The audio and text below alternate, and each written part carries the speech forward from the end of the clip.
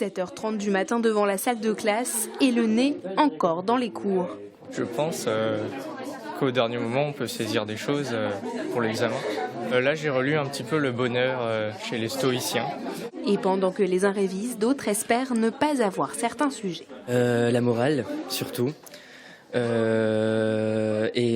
l'histoire. Parce que c'est super compliqué, il y a plein de termes techniques et tout, et j'ai pas envie de tomber là-dessus.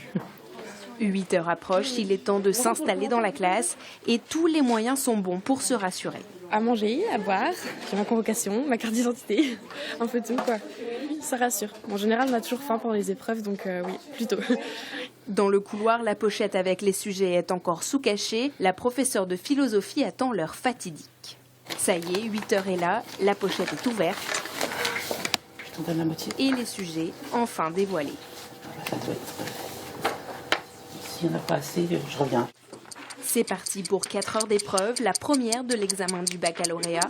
Et pas de chance pour notre candidat qui ne voulait pas avoir la morale ou l'histoire. C'est justement au programme des L.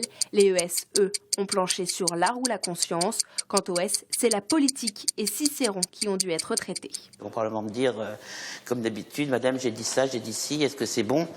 Ce qui est précisément la question à laquelle on ne peut pas répondre comme telle. Puisqu'on juge à devoir non pas sur ce qui a été dit ponctuellement, mais sur une cohérence. Ce qui fait que, effectivement, contrairement à ce que d'aucuns pensent et disent, la philosophie n'est pas un coup de dé. 4 heures plus tard, il est temps de rendre la copie. Et comme toujours en philosophie, il y a ceux qui sont confiants et ceux qui croisent les doigts. J'ai comparé l'humain avec l'animal. J'ai parlé du rapport de société avec l'humain aussi. Vu que je n'étais pas à l'aise en disserte, du coup, j'ai pris explication de texte. Ça fait 2 ans que je le passe, du coup, j'espère que cette année ça passera. La semaine du bac ne fait que commencer, une épreuve par jour. Prochaine étape, l'histoire-géographie, mais avant, du repos. Je vais réviser un petit peu l'histoire et je vais me reposer aussi parce que j'ai pas trop dormi cette nuit. Les résultats sont attendus le 7 juillet.